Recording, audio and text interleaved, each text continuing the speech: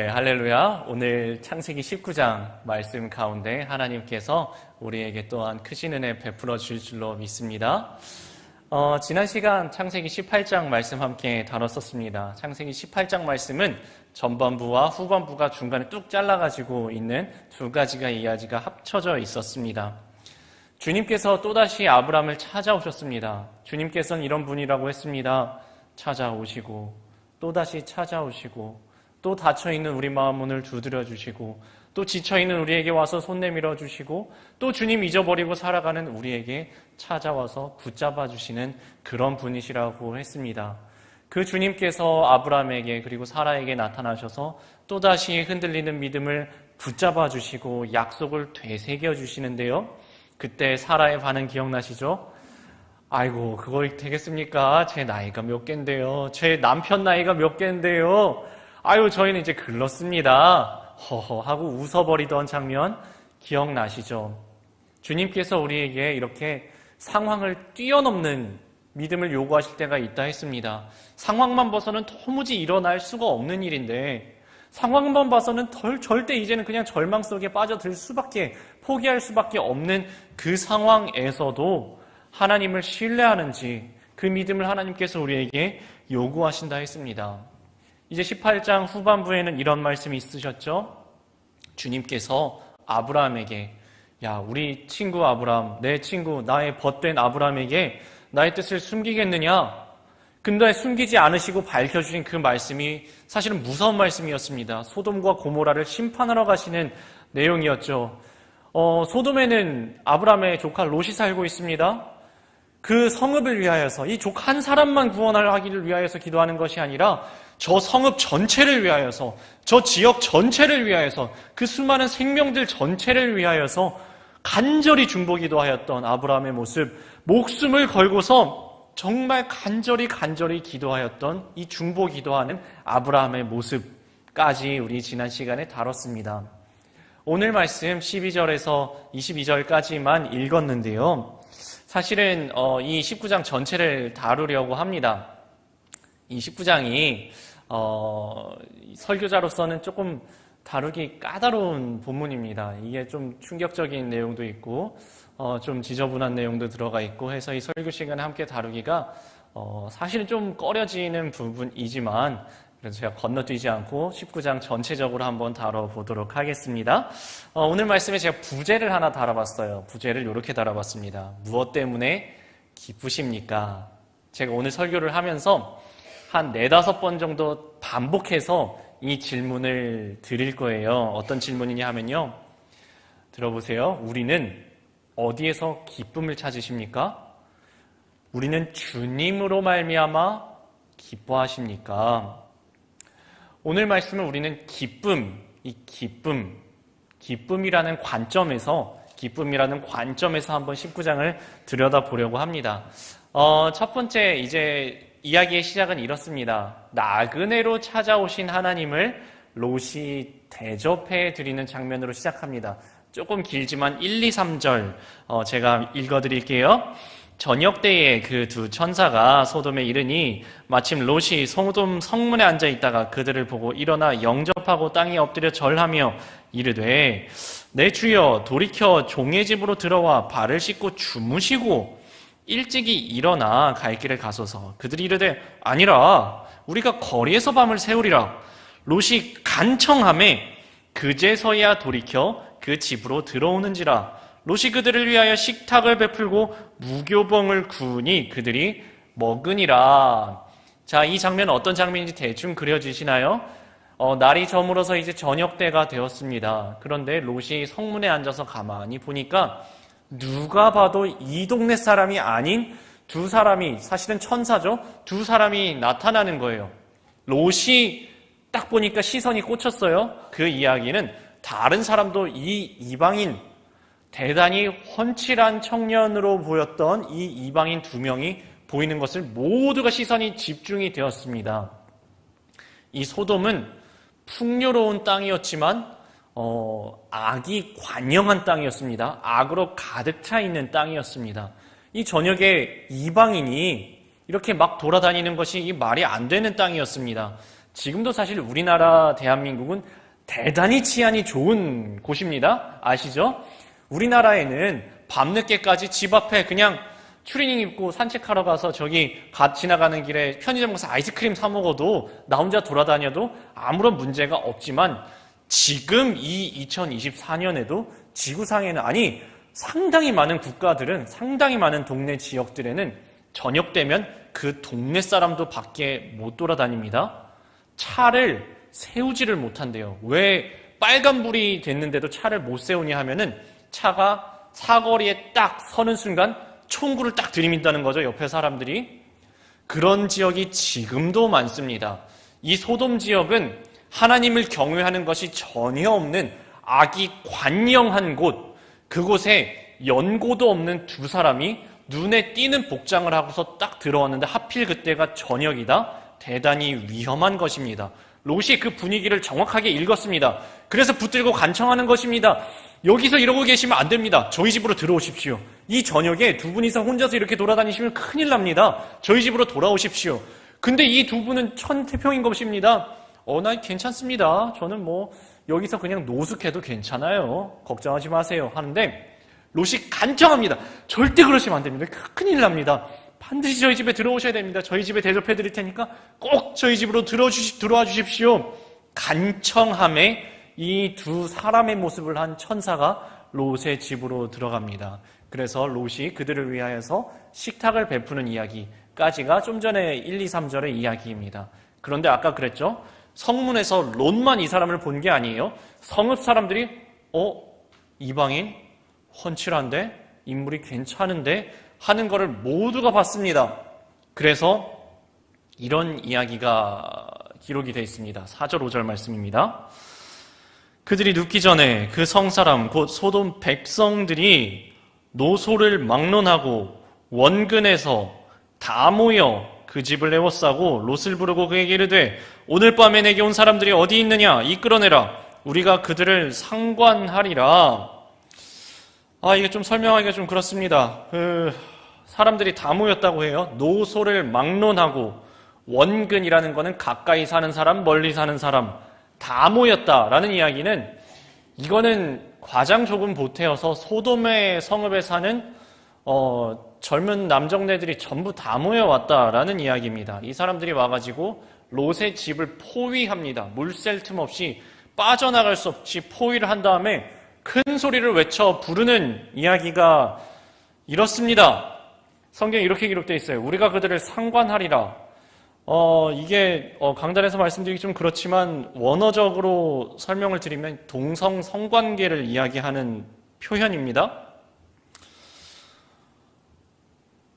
지금 하나님께서 소돔을 심판하러 오신 것이 한두 사람의 죄악 때문에 심판하러 오신 게 아닌 게 확실해졌습니다. 이곳은 어린이나 어른이나 늙은이나 이 성문 가까이 사는 사람이나 저 구석에 사는 사람이나 중심부에 사는 사람이나 너나 할 것 없이 죄악이 가득 찬 땅이었다 라는 것을 오늘 말씀이 보여주고 있습니다. 소돔은 풍요로운 땅이라 그랬죠. 애초에 롯이 그 자리를 그 풍요로움을 보고 물이 충분하고 도성이 풍요로움을 보고 그 풍요를 보고 들어간 그 풍요로운 도성임을 기억하실 것입니다. 이 풍요 속에서 이들은 도대체 왜 이러고 있는 것입니까? 먹을 게 없습니까? 사람이 없어요? 돈이 없어요? 도대체 왜 이런 짓을 벌이고 있는 것입니까? 제가 오늘 말씀을 묵상하다가 다윗의 이야기가 생각이 났습니다. 다윗은 원래 목동이었습니다. 목동 중에서도 이새의 8아들 중에서 막내 아들이었어요. 집안에서도 무시받는 아들이었습니다. 목사님 무시받았다는 얘기가 어디 있나요? 사무엘이 이새의 집에 왕의 기름을 부으러 가죠. 이새가 자기 아들들을 다 부릅니다. 다윗 빼고요. 다윗은 안 불렀어요. 저거 왕이 저게 되겠어? 되면 우리 첫째 엘리압, 누가 봐도 잘생긴, 누가 봐도 잘난 저 첫째 아들 엘리압이 되든가, 하다못해 둘째도 있고 셋째도 있고 넷째, 다섯째, 여섯째, 일곱째까지 다 있는데 저 막내 보잘것없는 저게 왕이 되겠어? 이 사무엘이라는 대단히 귀중한 손님이 왔는데 안 불렀다는 거예요. 안중에도 없었다는 이야기입니다. 그저 목동이었습니다. 집안에서도 무시받는, 밖에 나가서 집안에서도 무시받는 이 목동이 밖에 나갔다고 인정받았을 리가 없습니다. 근데 이 목동, 이 어린 소년 다윗이 전쟁터에 나가서 아직 보잘것없는 그 모습일 때 모두가 두려워 떠는 골리앗 앞에서 이렇게 외쳤던 것을 기억하실 것입니다. 너는 칼과 창과 단창을 의지하여서 이곳에 나왔지만 나는 만군의 여호와 곧 네가 지금 모욕하고 있는 이 이스라엘 백성의 하나님을 의지하여서 이곳에 나왔다. 모두에게 무시받고 있는 그 순간에 사실은 이 다윗의 신앙은 반짝반짝 빛이 나고 있었습니다. 이 다윗이 사울 왕 곁에 섰습니다. 그런데 사울이 계속해서 질투합니다. 죽이려고 그래요. 왕궁에서도 창을 던져 죽이려고 그러고 도망가면 광야에까지 군대를 이끌고 나가서 죽이려고 합니다. 그런데 그 와중에도 하나님을 두려워하고 하나님을 기억하는 영성이 빛이 납니다. 사울 왕에게 죽여서 복수할 수 있는 기회가 와도 내가 하나님이 세우신 사람을 그렇게 할 수 없다 하여서 멈추는, 주님 말씀하시면 나아가고 주님 멈추라 하시면 멈추는 영적인 사람이 바로 다윗이었단 말입니다.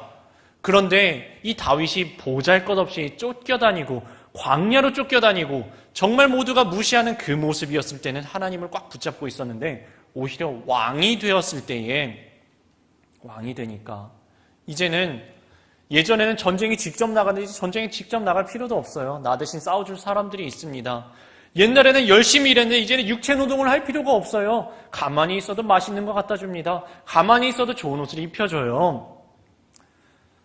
내 신하들은 다 목숨 걸고 싸우러 전쟁터에 나갔는데 왕이라는 이 다윗은 한가롭게 이렇게 그냥 거닐고 있는데 누구 한 사람 뭐라 하는 사람이 없습니다.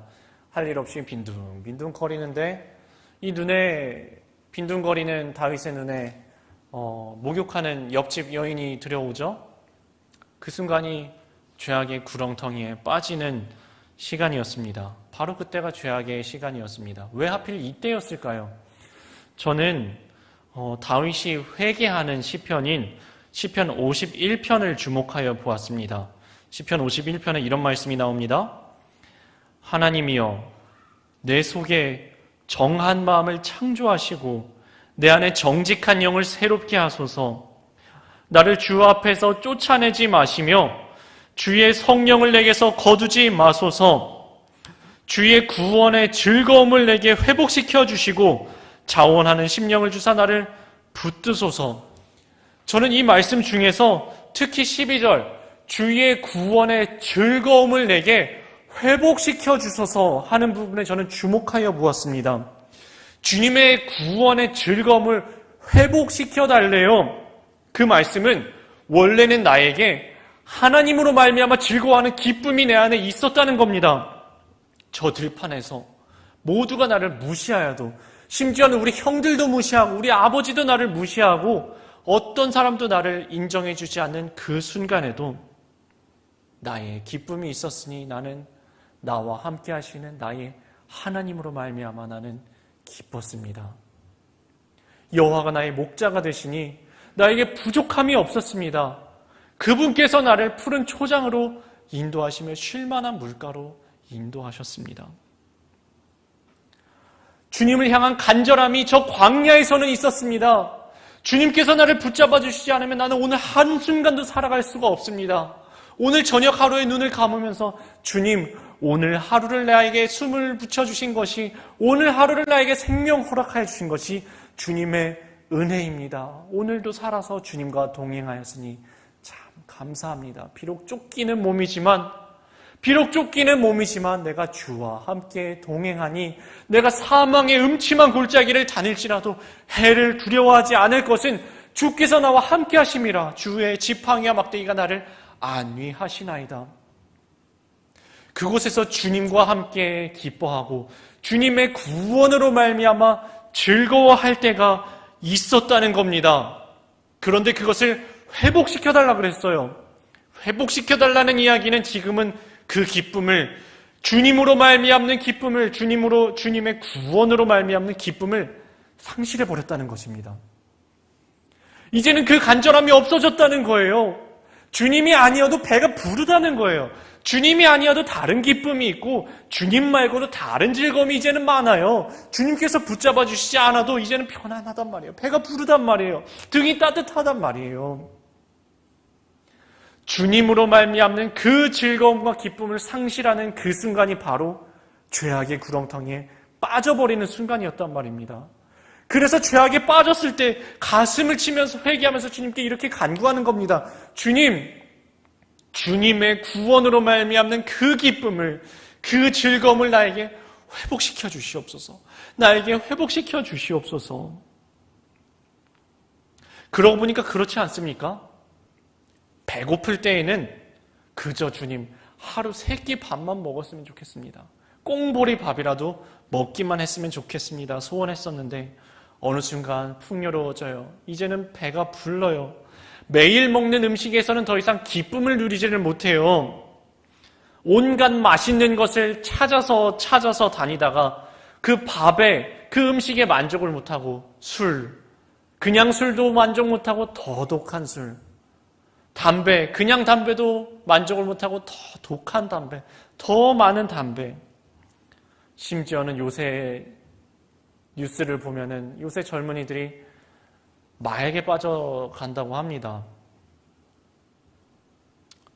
직업이 없을 때는 주님 그저 저 취직만 되게 해주세요. 조금만 해서도 좋습니다. 그저 저 취직만 하게 해주세요. 바랐는데 막상 취직이 되어서 매일매일 반복적으로 출근하면서 일을 하다 보니까 이게 하나도 감사하지가 않은 거예요. 맨날 내 인생은 똑같아. 옆에 누구는 저렇게 잘 나가는데 나는 매일 이렇게 재미도 없는 일을 반복적으로 이게 뭐 하는 거야? 감사함이 사라집니다. 그 감사함이 사라지고 기쁨이 사라지는 그 틈을 죄악이 틈타고 들어와요. 그냥 이 정상적으로 직장 생활하는 것에서 더 이상은 만족을 누리지를 못하고 비정상적인 방법으로 돈을 벌려고 하다가 횡령을 하고 사기를 치고 뇌물을 받고 무너지게 됩니다. 아직 짝을 만나기 전에는 주님, 저 이제 결혼 정년기가 찼는데, 결혼 정년기가 지나가는데 그저 좋은 짝 한 사람만 그저 만나게 해주십시오. 제가 많이 재고 따지고 하지 않겠습니다. 저 결혼 좀 시켜주세요. 간구했었는데 막상 주님께서 좋은 배필을 허락하여 주셨는데 내 부인, 내 남편에 만족을 하지를 못합니다. 내 부인과 내 남편에서 기쁨과 즐거움을 더 이상 찾지를 못하니까 엉뚱한 남자 뒷공문이 쫓아다니고 엉뚱한 여자 뒷공문이 쫓아다니다가 범죄의 길에 빠지고 마는 것입니다.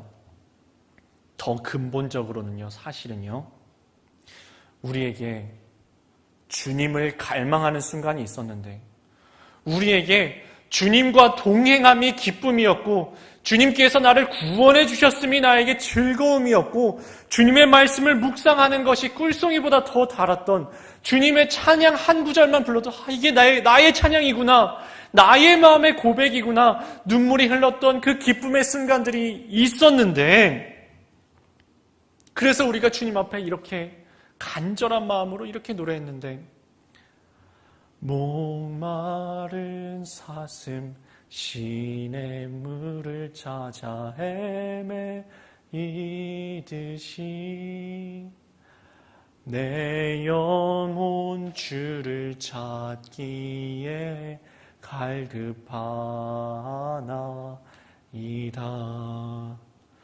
주님만이 나의 힘, 나의 방패, 나의 참 소망, 나의 몸 정성 다 바쳐서 주님 경배합니다.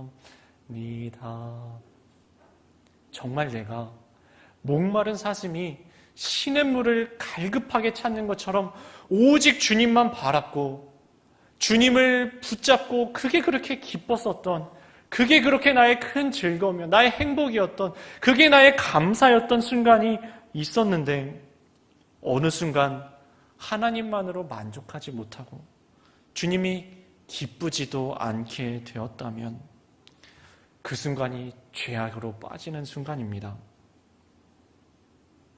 이제는 하나님의 자리를 하나님 말고 다른 걸로 채우려고 우리는 노력을 해요.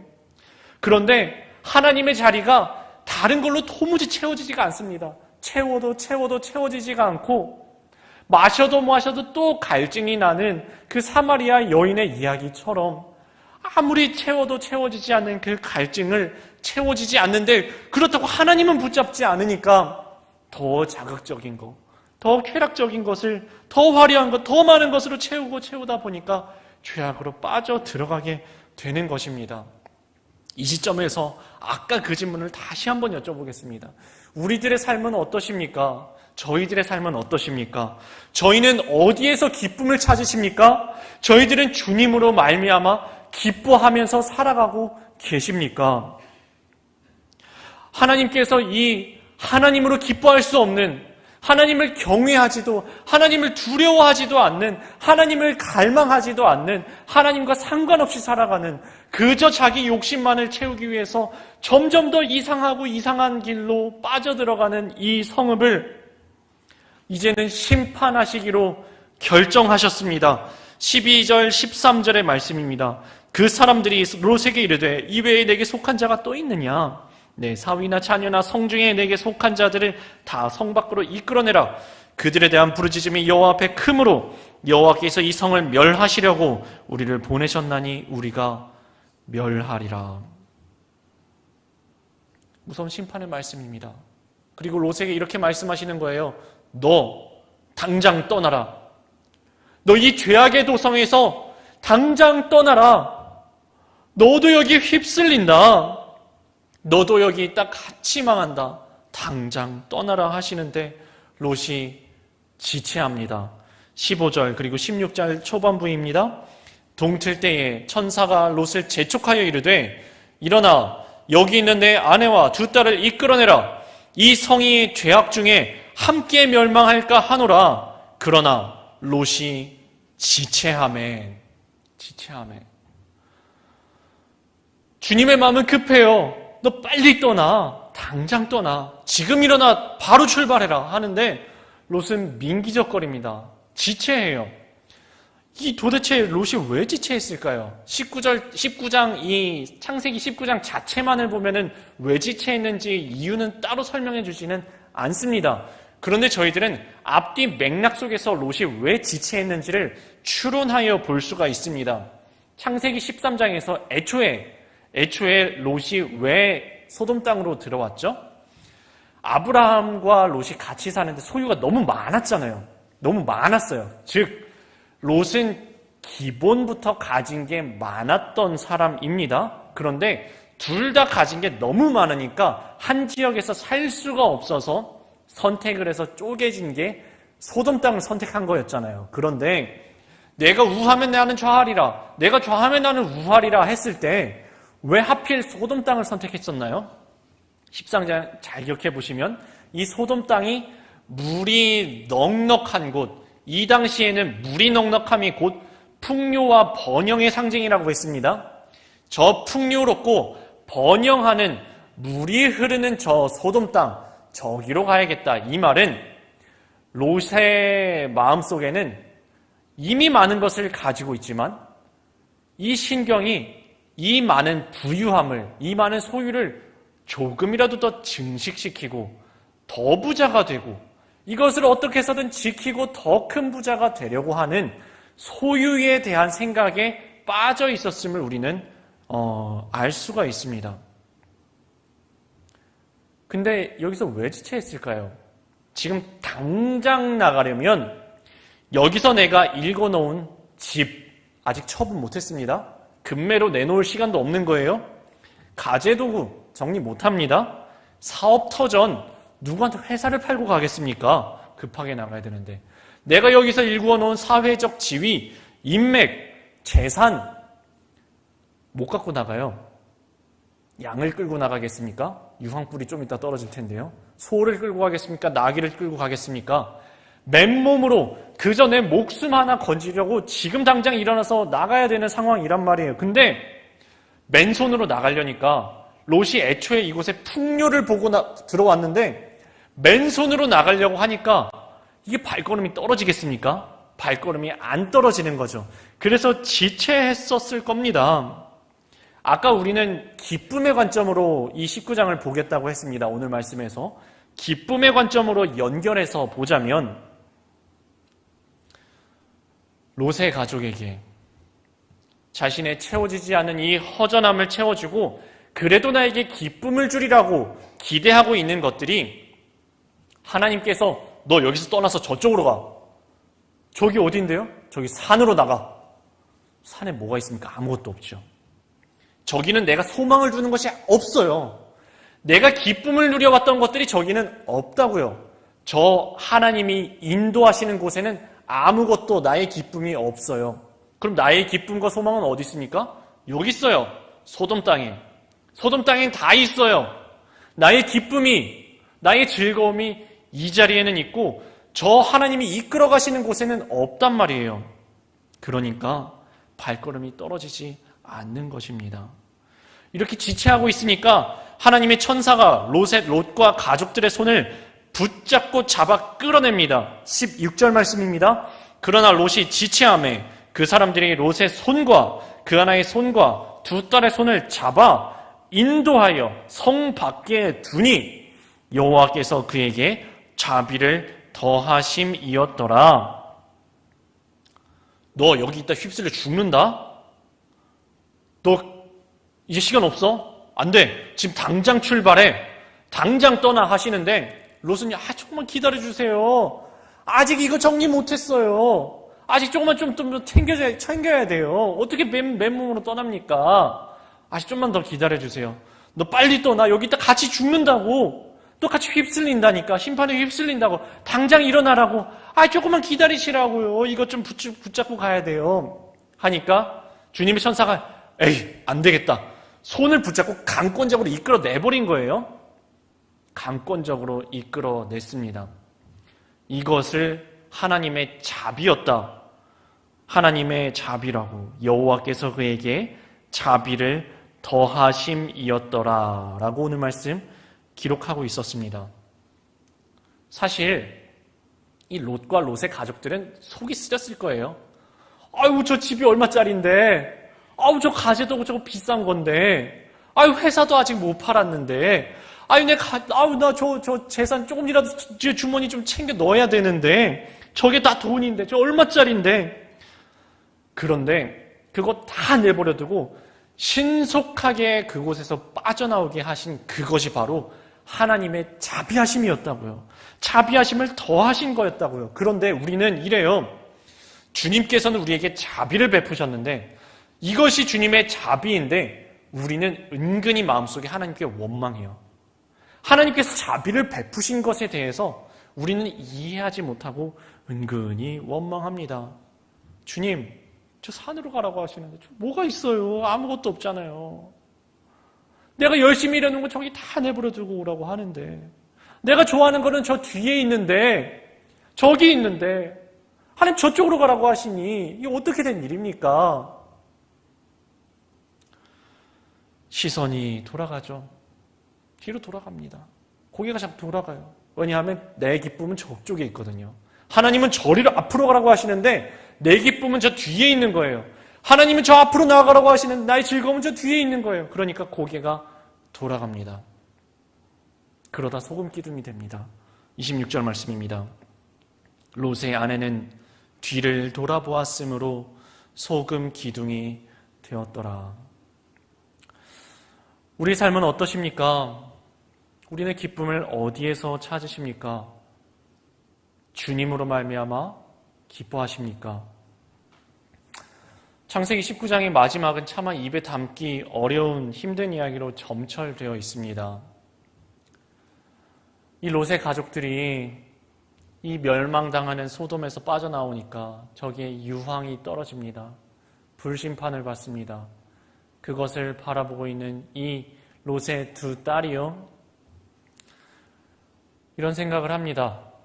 아유, 세상 사람들은 다 잘만 결혼하고 잘만 애 낳고 세상 사람들은 다 그렇게 자식에 기뻐하면서 자식 키우는 기쁨을 누리면서 살아가는데 우리의 기쁨은 사라졌구나. 아, 참고로 롯의 사윗감들은 아직 결혼하지 않은 사윗감들은 롯이 이곳을 떠나라고 했을 때 농담으로 여겨 떠나지 않았습니다. 같이 멸망당한 거예요. 그러니까 이 롯의 두 딸들이 탄식을 하면서 아유, 우리 기쁨과 즐거움은 저 세상 사람들이 다 누리는 그 자식으로 인한 즐거움 우리가 어디서 찾나. 주변을 다 돌아봐도 남자가 한 명밖에 없어요. 자기 아버지입니다. 자기 아버지한테 술을 먹이고 만취시킨 다음에 동침하여서 자식을 낳는다라는 이야기가 이 19장의 마지막에 있습니다. 자식이 주는 즐거움과 기쁨이 있죠. 그리고 이들에게는, 이 두 딸들에게는 그 자식이 하나님보다 우선이었습니다. 결혼 상대자를 잃어버리니까 자식 낳기 위해서 아버지에게 술을 먹이고 동침하여 자식을 낳는 거예요. 31절 보면 이런 얘기가 나옵니다. 온 세상의 도리를 따르는 것. 이 무슨 얘기입니까? 다들 그렇게 사는데 나만 문제야? 나만 바보야? 다들 온 세상에 이렇게 살아가고 있는데 모두가 그렇게 사는 것처럼 나도 후손 좀 낳아보겠다는 그게 잘못이야? 큰 잘못이야? 그러면서 하나님의 법도를 내팽개쳐 버렸습니다. 어쩌면 우리 속에도 이런 마음이 도사리고 있을 수 있습니다. 하나님이 밥 먹여주냐? 밥은 나에게 기쁨과 즐거움이 되는데 하나님이 나에게 즐거움을 주냐 이 말입니다. 하나님이 내 자식 책임져 주냐? 이 무슨 얘기입니까? 내가 내 돈 벌어서 내가 내 자식 공부시키고 취직시키고 시집장가 보내면 세상에서 자랑할 수 있는, 내 자식 자랑할 수 있는 내 기쁨과 내 즐거움이 되는데 하나님이 그런 기쁨과 즐거움을 채워주냐 이 말 아닙니까? 우리의 삶은 어떠십니까? 정말로요, 진심으로요, 우리의 기쁨은 어디에서 찾고 계십니까? 우리는 주님으로 말미암아서, 정말로 주님으로 말미암아서 우리는 기뻐하는 삶을 살아가고 계십니까? 오늘 말씀 우리의 삶을 송곳처럼 찌르는 말씀입니다. 우리 마음을 송곳처럼 찌르고 들어오는 말씀입니다. 정리해 보겠습니다. 소돔 사람들이 배가 고파 죽은 게, 굶어 죽은 게 아니었어요. 그 풍요 속에서 하나님으로 기뻐하지 못하다가, 하나님으로 즐거워하지 못하다가, 하나님을 경외하지도 못하다가 오로지 쾌락만을 추구하다가 멸망했습니다. 더 자극적인 것을 찾다가 멸망했어요. 하나님이 배필을 허락하지 않아서 그런 것이 아니에요. 다 자기 남편, 자기 부인 다 있는 사람들이 자기 부인과 자기 남편으로 만족하지 못하고 다른 데 눈 돌리다가 엉뚱한 거 쫓아다니다가 범죄함으로 즐거움과 재미를 추구하다가 멸망했습니다. 롯의 아내가 소금 기둥 된 거 마찬가지입니다. 하나님께서 생명을 구원하신 것에 감사하지도 못하고 하나님께서 인도하시는 그 길 위에서는 기쁨과 즐거움을 찾지를 못하고 오직 저 뒤에 남겨놓고 온 저 뒤에 있는 즐거움에 눈 돌리다가 소금 기둥 된 겁니다. 롯의 딸들도 마찬가지입니다. 저 소돔 땅이 즐거움만 쫓아가다가 멸망당한 것을 보고도 자기 어머니가 소금 기둥이 되는 모습을 보고서도 정신 차리지 못하고 오직 하나님께 소망을 두는 것이 아니라 남들 다 가는 그 길 따라가려고 하다가 자기 자식에게 소망 두고 즐거움을 찾으려고 하다가 참담한 길을 걸어가고 말았습니다. 우리의 신앙은 주님을 사랑하고 주님으로 말미암아 기뻐하는 신앙입니까? 사실은 다른 것들을 사랑하고 다른 것들이 더 기쁘고 즐거운데 그냥 하나님도 뭐 굳이 안 주시지는 않네. 신앙생활해도 하나님 채워주시네. 교회 와도 재밌는 거 많네. 하나님 말고도 재밌는 것도 많이 있네. 사람도 있고 친구도 있고 언니도 있고 오빠도 있고 먹을 것도 있고 여기 있으니까 손님도 늘고 성취감도 있고 재미도 있으니까. 여기는 신앙의 얕은 물가입니다. 그 자체가 잘못된 건 아니에요.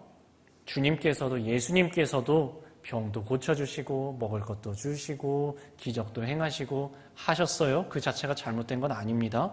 그런데 그 신앙의 얕은 물가에서 주님께서는 이제 이끌어 가셔요.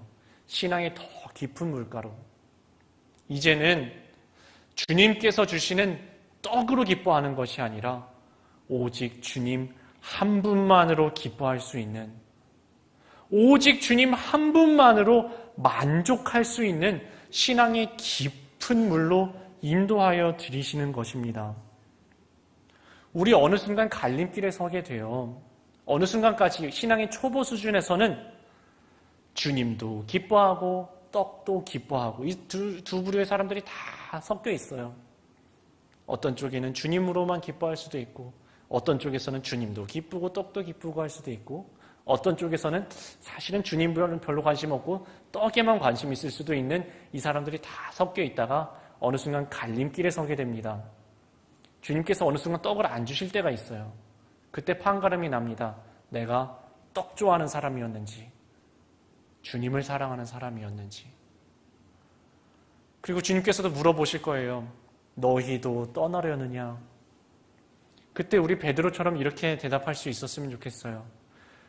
영생의 말씀이, 생명의 말씀 되신 주님께서 이곳에 계신데 우리가 어디로 가겠습니까? 마지막으로 오늘 설교에서 반복되는 그 질문 한 번만 더 여쭤보겠습니다. 우리 정말로 우리 삶은 어떠십니까?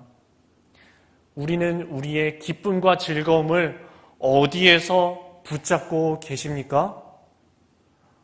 우리는 주님 한 분만으로 만족하며 기뻐하며 또한 즐거워하며 감사하며 살아가고 계십니까? 기도하시겠습니다. 주님, 오늘 말씀 대단히 충격적인 내용을 담고 있는 말씀이지만 저희들 이 말씀 앞에 정직하게 서게 하여 주시옵소서. 이 말씀 외면치 않게 하여 주시옵소서. 주님, 우리는 어디에서 기쁨을 찾고 있습니까? 주님, 우리는 주님으로 말미암아 진정으로 기뻐하며 살아가고 있습니까? 주님, 저희에게 정결한 마음을 주시옵소서. 내 안에 정직한 영을 새롭게 하여 주시옵소서. 나를 주님 앞에서 쫓아내지 마시며 주님의 성령을 내게서 거두지 말아 주시옵소서. 주의 구원의 즐거움을 내게 회복시켜 주시옵소서. 우리 주님으로 말미암아 기뻐하게 하여 주시옵소서. 우리 주님 한 분만으로 말미암아 만족하며 살아가게 하여 주시옵소서. 비록 무화과 나무와 포도나무와 감람나무가 비어 있을지라도, 밭에도 우리와 외양간에도 아무것도 없을지라도 오직 여호와로 말미암아 즐거워하며 나의 구원의 하나님으로 말미암아 기뻐하는 그 기쁨을 회복시켜 주시옵소서. 예수님의 이름으로 기도드립니다. 아멘.